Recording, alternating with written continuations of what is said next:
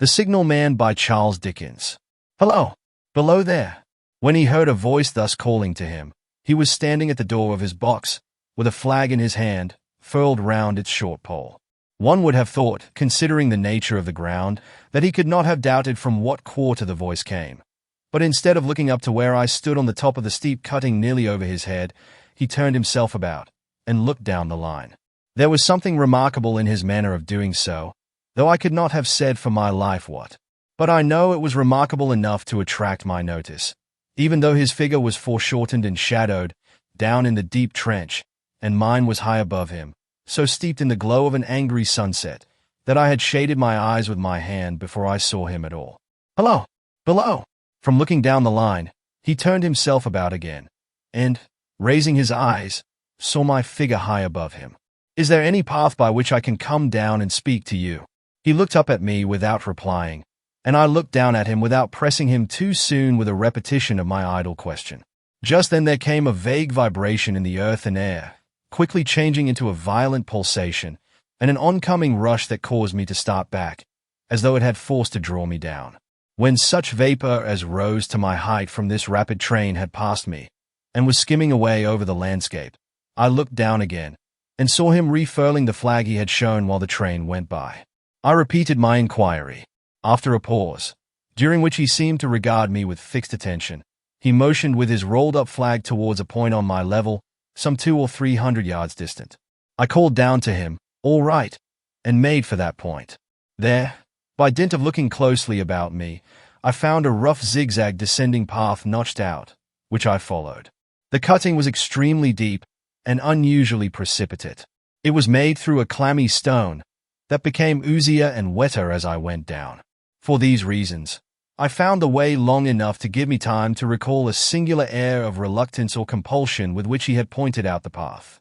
When I came down low enough upon the zigzag descent to see him again, I saw that he was standing between the rails on the way by which the train had lately passed, in an attitude as if he were waiting for me to appear. He had his left hand at his chin, and that left elbow rested on his right hand, crossed over his breast. His attitude was one of such expectation and watchfulness that I stopped a moment, wondering at it. I resumed my downward way, and stepping out upon the level of the railroad, and drawing nearer to him, saw that he was a dark, sallow man, with a dark beard and rather heavy eyebrows.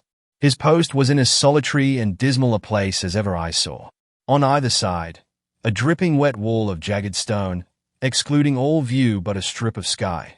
The perspective one way only a crooked prolongation of this great dungeon, the shorter perspective in the other direction terminating in a gloomy red light, and the gloomier entrance to a black tunnel, in whose massive architecture there was a barbarous, depressing, and forbidding air.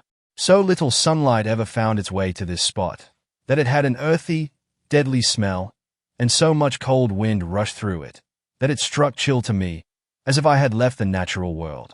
Before he stirred, I was near enough to him to have touched him. Not even then removing his eyes from mine, he stepped back one step and lifted his hand. This was a lonesome post to occupy, I said, and it had riveted my attention when I looked down from up yonder. A visitor was a rarity, I should suppose. Not an unwelcome rarity, I hoped.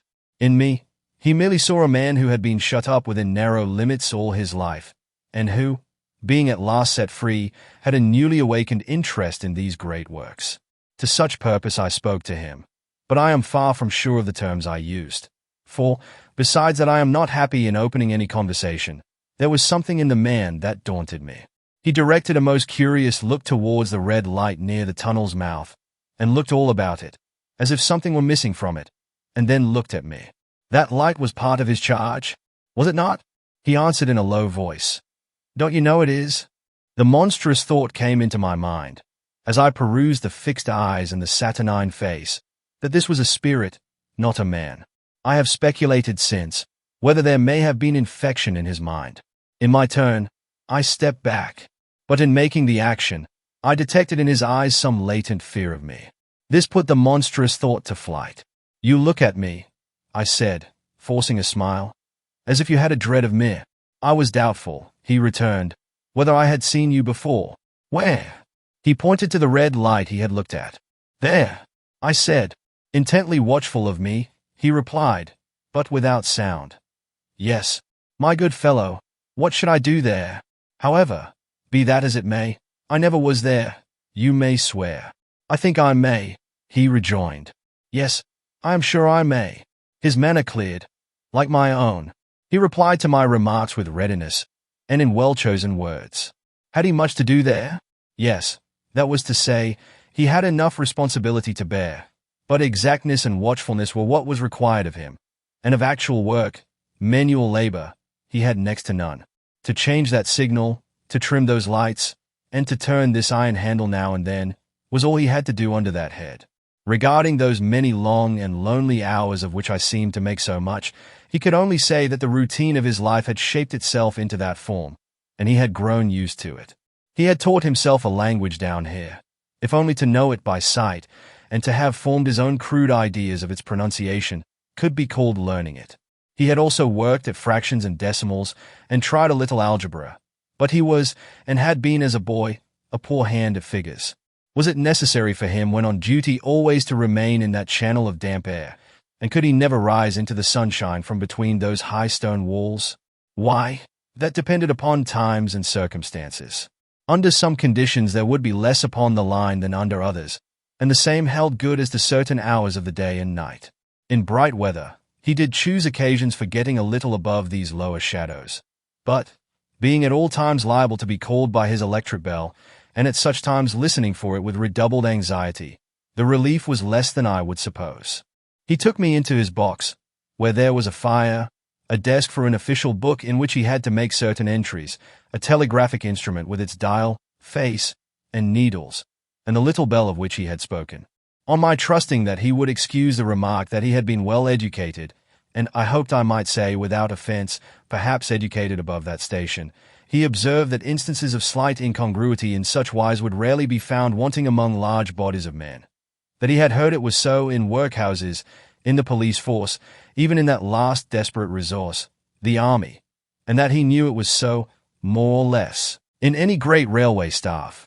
He had been, when young, if I could believe it, sitting in that hut, he scarcely could, a student of natural philosophy, and had attended lectures, but he had run wild, misused his opportunities, gone down, and never risen again. He had no complaint to offer about that. He had made his bed, and he lay upon it. It was far too late to make another. All that I have here condensed he said in a quiet manner, with his grave, dark regards divided between me and the fire. He threw in the word, sir, from time to time, and especially when he referred to his youth, as though to request me to understand that he claimed to be nothing but what I found him. He was several times interrupted by the little bell, and had to read off messages and send replies. Once he had to stand without the door and display a flag as a train passed, and make some verbal communication to the driver. In the discharge of his duties, I observed him to be remarkably exact and vigilant, breaking off his discourse at a syllable, and remaining silent until what he had to do was done. In a word, I should have set this man down as one of the safest of men to be employed in that capacity, but for the circumstance that while he was speaking to me he twice broke off with a fallen color, turned his face towards the little bell when it did not ring, opened the door of the hut, which was kept shut to exclude the unhealthy damp, and looked out towards the red light near the mouth of the tunnel. On both of those occasions, he came back to the fire with the inexplicable air upon him which I had remarked, without being able to define, when we were so far asunder. Said I, when I rose to leave him, "You almost make me think that I have met with a contented man. I am afraid I must acknowledge that I said it to lead him on." "I believe I used to be so," he rejoined, in the low voice in which he had first spoken. "But I am troubled, sir, I am troubled." He would have recalled the words if he could. He had said them, however, and I took them up quickly. "With what? What is your trouble?" "It is very difficult to impart, sir. It is very, very difficult to speak of. If ever you make me another visit, I will try to tell you, but I expressly intend to make you another visit." "Say, when shall it be?" "I go off early in the morning, and I shall be on again at 10 tomorrow night, sir. I will come at 11. He thanked me, and went out at the door with me. "I'll show my white light, sir," he said, in his peculiar low voice, "till you have found the way up. When you have found it, don't call out, and when you are at the top, don't call out." His manner seemed to make the place strike colder to me, But I said no more than, "Very well. And when you come down tomorrow night, don't call out. Let me ask you a parting question. What made you cry? Hello, below there, tonight?" "Heaven knows," said I. "I cried something to that effect." "Not to that effect, sir. Those were the very words. I know them well. Admit those were the very words. I said them, no doubt, because I saw you below. For no other reason. What other reason could I possibly have? You had no feeling that they were conveyed to you in any supernatural way." He wished me good night and held up his light. I walked by the side of the down line of rails with a very disagreeable sensation of a train coming behind me until I found the path. It was easier to mount than to descend, and I got back to my inn without any adventure. Punctual to my appointment, I placed my foot on the first notch of the zigzag next night, as the distant clocks were striking 11. He was waiting for me at the bottom, with his white light on. "I have not called out," I said, when we came close together. "May I speak now?" "By all means, sir." "Good night, then, and here's my hand." "Good night, sir, and here's mine." With that we walked side by side to his box, entered it, closed the door, and sat down by the fire. "I have made up my mind, sir," he began, bending forward as soon as we were seated, and speaking in a tone but a little above a whisper, "that you shall not have to ask me twice what troubles me. I took you for someone else yesterday evening. That troubles me. That mistake. No, that's someone else. Who is it? I don't know. Like me? I don't know. I never saw the face. The left arm is across the face, and the right arm is waved, violently waved. This way." I followed his action with my eyes, and it was the action of an arm gesticulating, with the utmost passion and vehemence, "For God's sake, clear the way." "One moonlight night," said the man, "I was sitting here, when I heard a voice cry, 'Hello, below there.' I started up, looked from that door, and saw there's someone else standing by the red light near the tunnel, waving as I just now showed you. The voice seemed hoarse with shouting, and it cried, 'Look out! Look out!' And then again, 'Hello, below there! Look out!' I caught up my lamp, turned it on red, and ran towards the figure, calling, 'What's wrong? What has happened? Where?' It stood just outside the blackness of the tunnel. I advanced so close upon it that I wondered at its keeping the sleeve across its eyes. I ran right up at it, and had my hand stretched out to pull the sleeve away, when it was gone. 'Into the tunnel?' said I. 'No.' I ran on into the tunnel, 500 yards. I stopped, and held my lamp above my head, and saw the figures of the measured distance, and saw the wet stains stealing down the walls and trickling through the arch. I ran out again faster than I had run in, for I had a mortal abhorrence of the place upon me, and I looked all round the red light with my own red light, and I went up the iron ladder to the gallery atop of it, and I came down again, and ran back here. I telegraphed both ways. An alarm has been given. Is anything wrong? The answer came back, both ways, all well. Resisting the slow touch of a frozen finger tracing out my spine, I showed him how that this figure must be a deception of his sense of sight, and how that figures, originating in disease of the delicate nerves that minister to the functions of the eye, were known to have often troubled patients, some of whom had become conscious of the nature of their affliction, and had even proved it by experiments upon themselves. As to an imaginary cry, said I, do but listen for a moment to the wind in this unnatural valley while we speak so low, and to the wild harp it makes of the telegraph wires. That was all very well, he returned, after we had sat listening for a while, and he ought to know something of the wind and the wires, he who so often passed long winter nights there, alone and watching. But he would beg to remark that he had not finished. I asked his pardon, and he slowly added these words, touching my arm. Within 6 hours after the appearance, the memorable accident on this line happened, and within 10 hours the dead and wounded were brought along through the tunnel over the spot where the figure had stood. A disagreeable shudder crept over me, but I did my best against it. It was not to be denied, I rejoined, that this was a remarkable coincidence, calculated deeply to impress his mind. But it was unquestionable that remarkable coincidences did continually occur, and they must be taken into account in dealing with such a subject. Though to be sure I must admit, I added, for I thought I saw that he was going to bring the objection to bear upon me. Men of common sense did not allow much for coincidences in making the ordinary calculations of life. He again begged to remark that he had not finished. I again begged his pardon for being betrayed into interruptions. This, he said, again laying his hand upon my arm and glancing over his shoulder with hollow eyes, was just a year ago. 6 or 7 months passed, and I had recovered from the surprise and shock, when one morning, as the day was breaking, I, standing at the door, looked towards the red light and saw the spectre again. He stopped, with a fixed look at me. Did it cry out? No. It was silent. Did it wave its arm?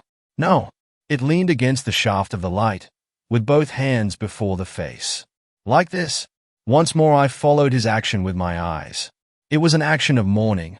I have seen such an attitude in stone figures on tombs. Did you go up to it? I came in and sat down, partly to collect my thoughts, partly because it had turned me faint. When I went to the door again, daylight was above me, and the ghost was gone. But nothing followed. Nothing came of this. He touched me on the arm with his forefinger twice or thrice, giving a ghastly nod each time. That very day, as a train came out of the tunnel, I noticed, at a carriage window on my side, what looked like a confusion of hands and heads, and something waved. I saw it just in time to signal the driver. Stop. He shut off and put his brake on, but the train drifted past here 150 yards or more. I ran after it, and, as I went along, heard terrible screams and cries. A beautiful young lady had died instantaneously in one of the compartments, and was brought in here, and laid down on this floor between us. Involuntarily I pushed my chair back, as I looked from the boards at which he pointed to himself. True, sir. True. Precisely as it happened, so I tell it you. I could think of nothing to say, to any purpose, and my mouth was very dry. The wind and the wires took up the story with a long lamenting wail.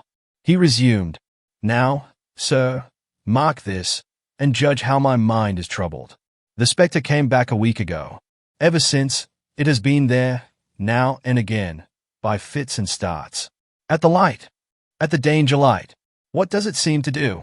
He repeated, if possible with increased passion and vehemence, that former gesticulation of, for God's sake, clear the way. Then he went on, I have no peace or rest for it. It calls to me, for many minutes together, in an agonized manner. Below there. Look out!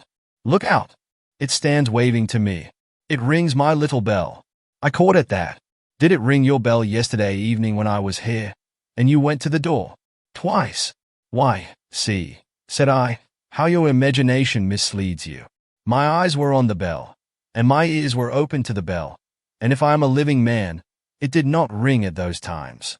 No, nor at any other time, except when it was rung in the natural course of physical things by the station communicating with you. He shook his head. I have never made a mistake as to that yet, sir. I have never confused the spectre's ring with the man's. The ghost's ring is a strange vibration in the bell that it derives from nothing else, and I have not asserted that the bell stirs to the eye. I don't wonder that you failed to hear it. But I heard it, and did the spectre seem to be there, when you looked out? It was there, both times. He repeated firmly, both times. Will you come to the door with me, and look for it now? He bit his under lip as though he was somewhat unwilling, but arose. I opened the door, and stood on the step, while he stood in the doorway. There was the danger light. There was the dismal mouth of the tunnel. There were the high, wet stone walls of the cutting. There were the stars above them. Do you see it? I asked him, taking particular note of his face. His eyes were prominent and strained, but not very much more so, perhaps, than my own had been when I had directed them earnestly towards the same spot. No, he answered. It is not there. Agreed, said I. We went in again, shut the door, and resumed our seats. I was thinking how best to improve this advantage, if it might be called one, when he took up the conversation in such a matter-of-course way, so assuming that there could be no serious question of fact between us, that I felt myself placed in the weakest of positions. By this time you will fully understand, sir, he said, that what troubles me so dreadfully is the question, what does the spectre mean? I was not sure. I told him that I did fully understand. What is its warning against? He said, ruminating, with his eyes on the fire, and only by times turning them on me. What is the danger? Where is the danger? There is danger overhanging somewhere on the line. Some dreadful calamity will happen. It is not to be doubted this third time, after what has gone before. But surely this is a cruel haunting of me. What can I do? He pulled out his handkerchief and wiped the drops from his heated forehead. If I telegraph danger, on either side of me, or on both, I can give no reason for it, he went on, wiping the palms of his hands. I should get into trouble, and do no good. They would think I was mad. This is the way it would work. Message, danger, take care. Answer, what danger? Where? Message, don't know. But, for God's sake, take care. They would displace me. What else could they do? His pain of mind was most pitiable to see. It was the mental torture of a conscientious man, oppressed beyond endurance by an unintelligible responsibility involving life. When it first stood under the danger light, he went on, putting his dark hair back from his head and drawing his hands outward across his temples in an extremity of feverish distress.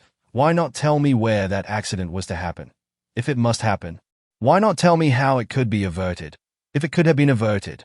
When on its second coming it hit its face, why not tell me, instead, she is going to die? Let them keep her at home? If it came, on those two occasions, only to show me that its warnings were true, and so to prepare me for the third, why not warn me plainly now? And I, Lord help me, a mere poor signalman on this solitary station, why not go to somebody with credit to be believed and power to act? When I saw him in this state, I saw that for the poor man's sake, as well as for the public safety, what I had to do for the time was to compose his mind. Therefore, setting aside all question of reality or unreality between us, I represented to him that whoever thoroughly discharged his duty must do well, and that at least it was his comfort that he understood his duty, though he did not understand these confounding appearances. In this effort I succeeded far better than in the attempt to reason him out of his conviction. He became calm. The occupations incidental to his post as the night advanced began to make larger demands on his attention, and I left him at 2 in the morning. I had offered to stay through the night, but he would not hear of it. That I more than once looked back at the red light as I ascended the pathway, that I did not like the red light, and that I should have slept but poorly if my bed had been under it, I see no reason to conceal. Nor did I like the two sequences of the accident and the dead girl.